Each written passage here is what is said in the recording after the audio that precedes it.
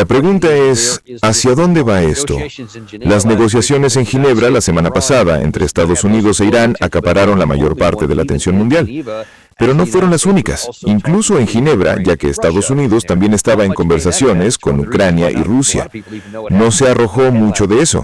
Esa es una de las razones por la que mucha gente ni siquiera sabe lo que pasó, porque no hubo titulares. Bueno, creo que fue ayer, pero vi el video esta mañana. Volodymyr Zelensky intentaba volver a agitar las aguas, creo, para volver a aparecer en los titulares, diciendo, oigan, no solo necesitamos un acuerdo negociado que nos favorezca, sino que tenemos que hacerlo porque, por cierto, estamos en la primera parte de la Tercera Guerra Mundial. Tenemos diferentes puntos de vista sobre una Tercera Guerra Mundial. Creo que Putin ya la ha iniciado. La pregunta es cuánto territorio podrá conquistar y cómo detenerla. No porque Rusia no deba ganar, sino porque Rusia quiere imponer al mundo un estilo de vida diferente y cambiar las vidas que las personas han elegido. Por lo tanto, creo, y lo he creído durante mucho tiempo, que Putin ya ha comenzado esta guerra y evitará que se convierta en una tercera guerra mundial a gran escala. Entonces, según Volodymyr Zelensky, el plan de Putin desde el principio no fue solo tomar Ucrania, ni solo arrasar Kiev en 3 días, sino que de hecho ha sentado las bases para tomar toda, o al menos una parte desconocida de Europa, en una tercera guerra mundial. ¿Qué opina de eso? Bueno, creo que tienes toda la razón. Irán está acaparando titulares y esto es problemático. Es decir, si la atención no se centra en Ucrania, eso le afectará de muchas maneras. Así que creo que esta es otra forma de vender la guerra. Existe la posibilidad de una tercera guerra mundial, pero no porque el objetivo inicial de Rusia fuera conquistar toda Europa. La razón por la que nos arriesgamos a una tercera guerra mundial es que en esencia hemos internacionalizado el conflicto. ¿Qué creemos que pasará cuando lancemos misiles a gran profundidad en Rusia? En algún momento verán la necesidad de restaurar su capacidad disuasoria, no bombardeando Washington, sino que en algún momento se preguntarán por qué permitimos, por ejemplo, que drones estadounidenses vuelen sobre el Mar Negro, seleccionando objetivos que luego deberían ser alcanzados por misiles estadounidenses disparados por contratistas estadounidenses. En algún momento derribemos algunos de estos drones no tripulados. ¿Sabes? Ni siquiera estamos matando a nadie y ellos están matando a miles de nuestros hombres. Así que en algún momento, quizá entremos en un enfrentamiento y entonces no habrá control sobre la escalada y la situación podría salirse de control. Pero no, creo que Zelensky solo está intentando, de nuevo, aumentar la histeria sobre Rusia. Pero, repito, la idea de que Rusia quiera conquistar Europa es absurda. Ni siquiera sé por dónde empezar. Y los rusos no han permanecido pasivos en algunos de estos comentarios, como cabría esperar. Y en cuanto a estas reuniones en Ginebra, una de las cosas que Zelensky aparentemente apoya, y sin duda muchos líderes europeos, es que esto no debería ser solo trilateral, sino al menos una reunión cuadrilateral. Y es que Europa también debe participar. Bueno, a Sergei Lavrov y Dmitry Peskov se les preguntó anteriormente qué opinaban sobre la inclusión de Europa. Hablaremos de esas brillantes declaraciones en un minuto, pero permítanme preguntarles, tras 4 años de esta guerra, ¿qué les dice sobre la calidad o el estatus de la diplomacia europea el hecho de que estos líderes rusos la vean con tanto desdén? Сугубо в своем статусе находились. Они сидели где-то в предбаннике, кофе пили. Ну, наверное, пообщались друг с другом. Там же потом украинцы с ними встречались, они их брифинговали, но на переговорах их не было. И их там не ждут? Мы не видим смысла в участии европейцев. Они ничем не могут помочь, учитывая их настроение. Вы только что упоминали главу европейской дипломатии с ее блистательными заявлениями. Чем они с такой позицией? Y los rusos no han permanecido pasivos en algunos de estos comentarios, como cabría esperar. Y en cuanto a estas reuniones en Ginebra, una de las cosas que Zelensky aparentemente apoya, y sin duda muchos líderes europeos, es que esto no debería ser solo trilateral, sino al menos una reunión cuadrilateral. Y es que Europa también debe participar. Bueno, a Sergei Lavrov y Dmitry Peskov se les preguntó anteriormente qué opinaban sobre la inclusión de Europa. Hablaremos de esas brillantes declaraciones en un minuto. Pero permítanme preguntarles, tras 4 años de esta guerra, ¿qué les dice sobre la calidad o el estatus de la diplomacia europea el hecho de que estos líderes rusos la vean con tanto desdén? Bueno, no hay diplomacia. Creo que esto es lo que ocurrió después del sabotaje de las conversaciones negociaciones de Istambul en abril de 2022. La diplomacia prácticamente terminó. Los europeos no querían hablar con Rusia durante los siguientes 4 años. Esto es lo que pasó. Y entonces los europeos, repito, soy europeo, en Europa, esto también me resulta muy confuso, porque insisten en tener un lugar en la mesa, en participar en la negociación, pero ninguno quiere hablar con Rusia. Así que no pueden contestar el teléfono, no quieren hablar con Rusia. Como vieron en la conferencia de seguridad de Múnich, Merz dice que define el éxito como haber causado mucho dolor y muerte en Rusia. Ese era su objetivo de éxito, lo que no quieren oír de un canciller alemán. Y se burlaba de Orbán por intentar hablar con los rusos. No podemos hablar con los rusos. Orbán lo intentó. No tiene sentido. No se puede hablar con los rusos. ¿Por qué están en la negociación entonces? Y está bastante claro. Solo quieren complicar el sistema, porque lo que esperan es simplemente dirigir la presión estadounidense contra Rusia. Eso es lo que dicen. Esto es injusto. Tenemos que asegurarnos de que los estadounidenses no presionen a Zelensky. Tienen que presionar a los rusos, porque son los malos. Esto es esencialmente lo que dicen. Eso es lo que quieren aportar a las negociaciones.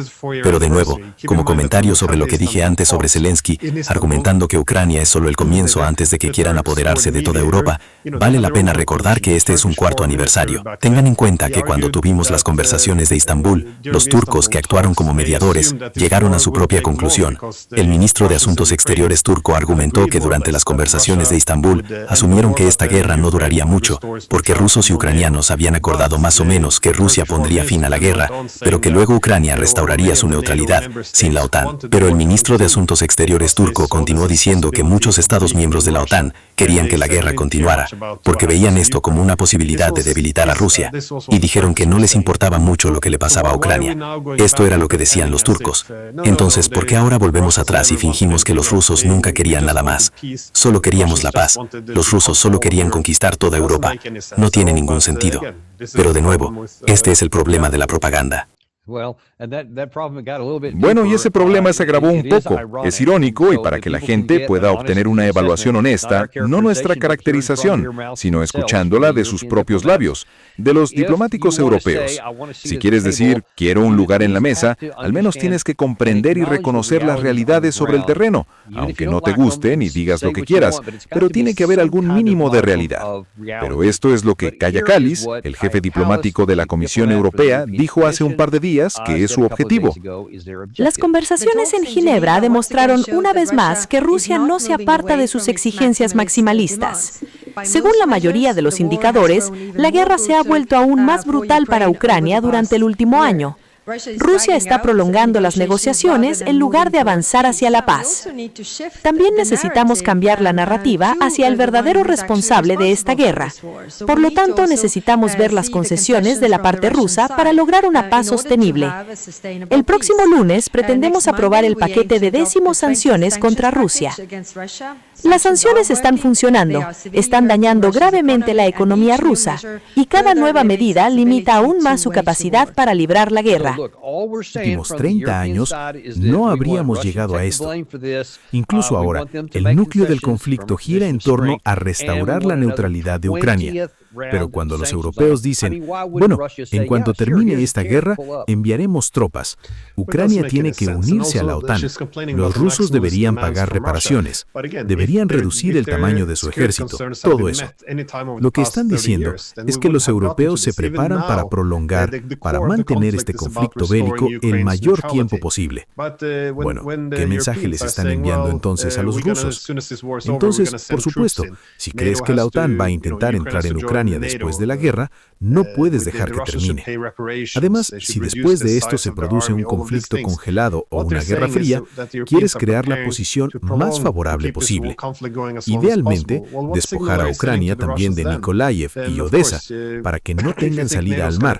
Es decir, todo esto es terrible para Ucrania, pero hay que reconocer los incentivos que le estás dando a tu oponente.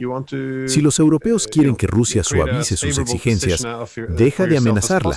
Ve ve al meollo del problema, que es la arquitectura de seguridad rota. La idea de que la estabilidad en Europa depende de que la OTAN acerque gradualmente su infraestructura militar a las fronteras rusas. ¿Y qué les dices a quienes dicen, caramba, no puedes ser amable con Rusia? Es decir, entonces estarías recompensando su agresión. No puedes satisfacer ninguna de sus exigencias. Hay que mantener una postura firme.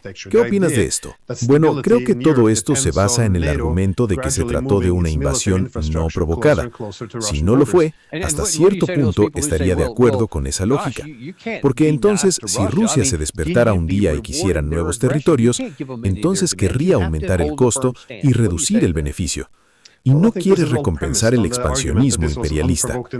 Pero no hay ninguna prueba de que esto no fuera provocado. En todo caso, los europeos, a lo largo de los años, todos reconocieron que los rusos veían esto como una amenaza masiva, una amenaza existencial. Incluso en 2008, Angela Merkel argumentó que ofrecer un plan de acción para la adhesión de Ucrania se interpretaría como una declaración de guerra. ¿Cómo es que no se ve eso? ¿Cómo es que no reconocemos que lo ven como una provocación? Así que no tiene sentido. Los rusos lo ven como una amenaza existencial. Y creo que este es el meollo del problema. Si no se reconoce esto y se niegan a reconocerlo, entonces nada de lo que hacen los rusos tiene sentido. Entonces todo es una agresión imperialista. Pero la cuestión es que en Europa no se puede reconocer que Rusia ve esto como una amenaza existencial, porque entonces implica que Rusia está reaccionando en lo que considera defensa propia. Pero eso significa que se les está legitimando. Incluso se podría ser prorruso si se reconoce esta realidad, lo que significa que tenemos que quedarnos atrapados en esta narrativa. No se le permite desviarse del argumento de que no hubo provocación, aunque sea ridículo.